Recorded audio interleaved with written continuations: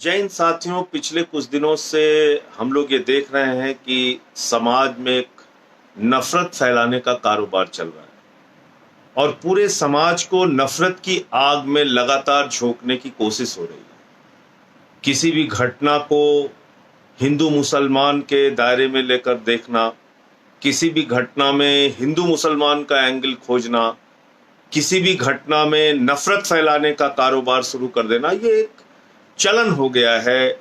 मैं समझता हूं कि पिछले कई वर्षों से, और अब वो शायद एक भयावह रूप लेता जा रहा है। हमने देखा कि भाई मॉब लिंचिंग की भी घटनाएं इस देश में हुई, और अभी पालघर में जो मॉब लिंचिंग की घटना हुई जिसमें 2 साधुओं की जान ले ली गई, वो एक हिंसक भीड़ थी और उस हिंसक भीड़ ने 2 साधुओं पे हमला करके उनकी जान ले ली।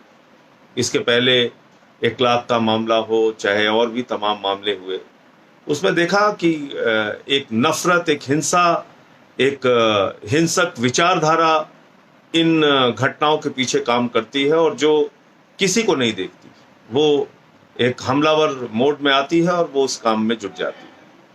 लेकिन इन सब के पीछे मैं पिछले कई दिनों से सोच रहा हूं कि क्या ये एक दिन में सब कुछ हो गया?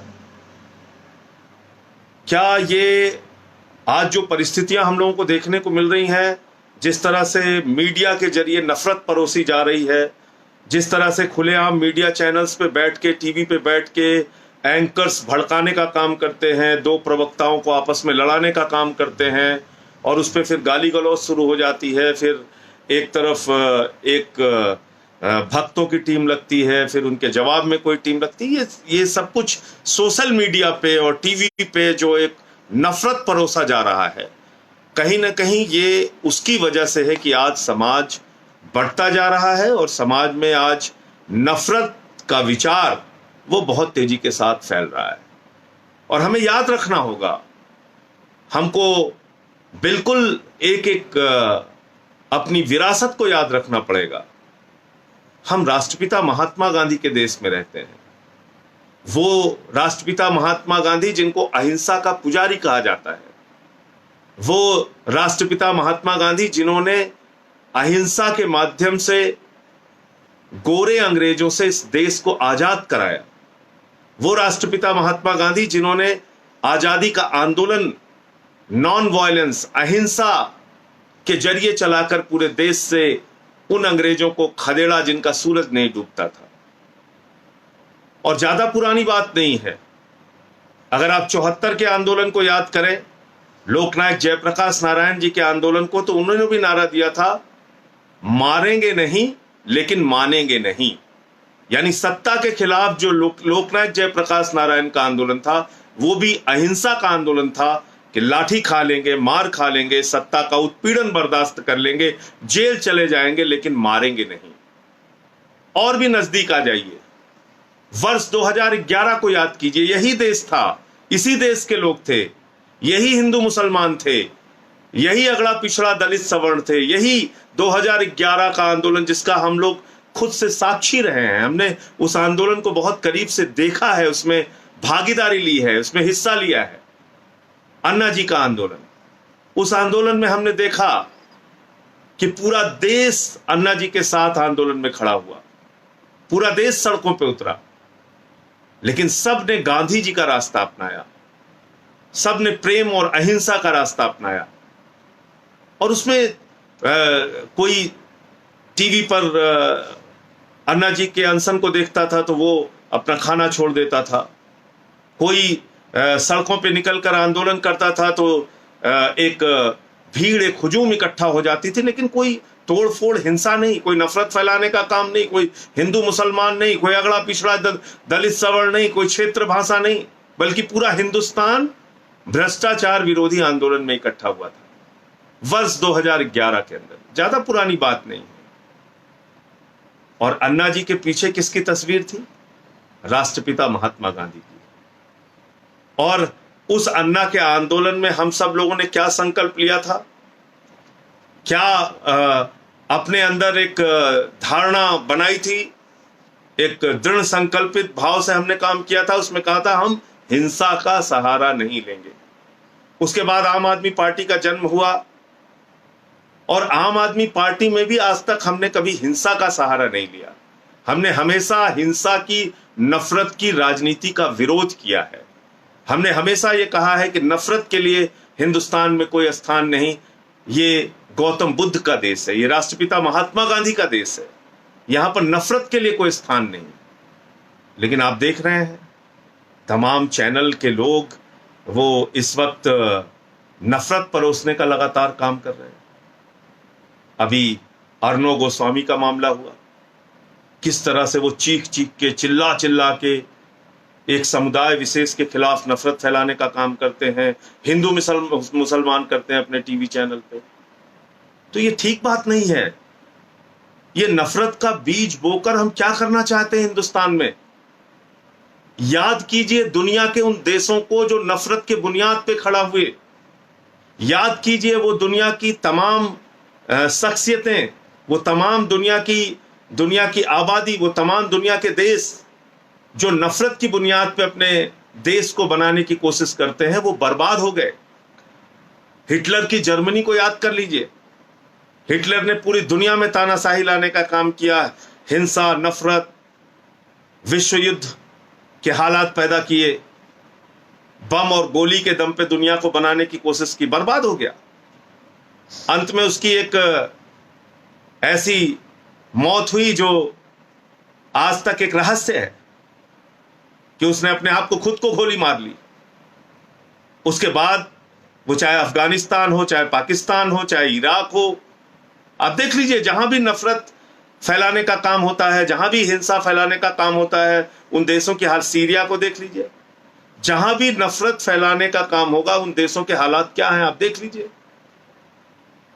और कल मैं रवांडा के इतिहास को पढ़ रहा था, अफ्रीका का एक देश रवांडा, और ज्यादा पुरानी बात नहीं है, 1994 में वहां रेडियो के माध्यम से लगातार तुत्सीस के खिलाफ, वहां पे दो समुदाय थे, एक हुत्तू एक तुत्सी, हुत्तू और तुत्सी दोनों आदिवासी समुदाय हैं रवांडा में, और उन दोनों के खिलाफ लगातार नफरत फैलाने का कारोबार चलता रहा। और उसमें सबसे बड़ी भूमिका रेडियो की थी, सबसे बड़ी भूमिका रवांडा में चलने वाले मीडिया की थी। यूनाइटेड नेशन भी कुछ नहीं कर पाया, दुनिया के तमाम ताकतवर देश भी कुछ नहीं कर पाए। रेडियो पे खुलेआम अपील होती थी, तुत्सीस को मारो, तुत्सीस को मारो, अगर कोई दिखे तुम्हारे बगल तो उनकी हत्या कर दो। इस प्रकार का आह्वान होता था मीडिया के माध्यम से। और हुआ क्या रवांडा में 1994 में, जहां पे यूएन की सिक्योरिटी फोर्सेस भी थी, जहां पे संयुक्त राष्ट्र संघ भी मौजूद था, दुनिया के तमाम यूरोप के देश मौजूद थे। 8 लाख लोग उस बड़े नरसंहार में मारे गए। 8 लाख लोग, राष्ट्रपति मार दिया गया, प्रधानमंत्री मार दिया गया। ऐसा हिंसक समाज बना, किसी ने किसी की नहीं सुनी, एक दूसरे के कत्लेआम में जुट गए। हम कैसा देश बनाना चाहते हैं? हम हिंदुस्तान को रवांडा बनाना चाहते हैं? हम हिंदुस्तान को अफगानिस्तान के रास्ते पे ले जाना चाहते हैं? हम हिंदुस्तान को नफरत की बुनियाद पे बनाना चाहते हैं? उस गांधी के देश को जिसने हमें प्रेम और अहिंसा की शिक्षा दी, उस गौतम बुद्ध के संदेश को हम भूल गए क्या, जिन्होंने कहा घृणा घृणा से नहीं प्रेम से खत्म होती है, मोहब्बत से खत्म होती है, इंसानियत से, भाईचारे से खत्म होती है। और हम अहिंसा के विचारों को भूल के, हम प्रेम भाईचारे के विचारों को भूल के, धर्मनिरपेक्षता के विचारों को भूल के, वसुधैव कुटुंबकम की जो हमारी विचारधारा है उसको भूल के हम आज एक दूसरे के खिलाफ नफरत फैलाने में लगे हुए हैं। ऐसे कोरोना के संकट के समय में, कोरोना का संकट जिससे पूरी दुनिया जूझ रही है, पूरा हिंदुस्तान जूझ रहा है, हर आदमी डरा हुआ है, भयभीत है, ऐसे समय में भी हम लोग नफरत फैलाने में लगे हुए हैं। एक दूसरे से के खिलाफ कितने आग उगल सकते हैं, इस काम में लगे हुए हैं। आपसे निवेदन है, विनती है, हाथ जोड़कर प्रार्थना है, ये मत कीजिए। और इस सब के पीछे विचार कहीं ना कहीं जिम्मेदार होता है, सोच कहीं ना कहीं जिम्मेदार होती है। समाज का नेतृत्व, लोकतंत्र के जो 4 स्तंभ हैं वो क्या संदेश दे रहे हैं, ये कहीं ना कहीं बहुत महत्वपूर्ण होता है। यही देश था, मैंने कहा 2011 याद कर लीजिए, यही देश गांधी के रास्ते पर चला, अहिंसा के रास्ते पर चला, और यही देश आज 2020 आते आते हम कभी मॉब लिंचिंग के बारे में सुनते हैं, कभी हम दंगे फसाद के बारे में देखते हैं कि एक दूसरे के खिलाफ किस तरह से लोग हिंसक हो गए हैं, मारने काटने पे उतर आए हैं। तो इसलिए कृपा करके नफरत के समाचार सुनना बंद कर दीजिए, नफरत के जाल में फंसना बंद कर दीजिए, ज्यादा से ज्यादा गांधी के संदेशों को, क्योंकि अब तो सोशल मीडिया भी बहुत पावरफुल हो गया है। हर आदमी से अपील है गांधी के विचारों को, भाईचारे के विचारों को, एकता के, प्रेम के संदेश को, भगवान गौतम बुद्ध के संदेश को, ऐसे संदेश जिससे समाज में शांति और अमन कायम हो। आज मैं एक छोटी सी कहानी पढ़ रहा था और उसमें उसका वीडियो भी फिर मैंने लगाया ढूंढ के, और उस कहानी में यह कहा गया है कि भाई उम्मीद का दिया जरूर जलते रहना चाहिए।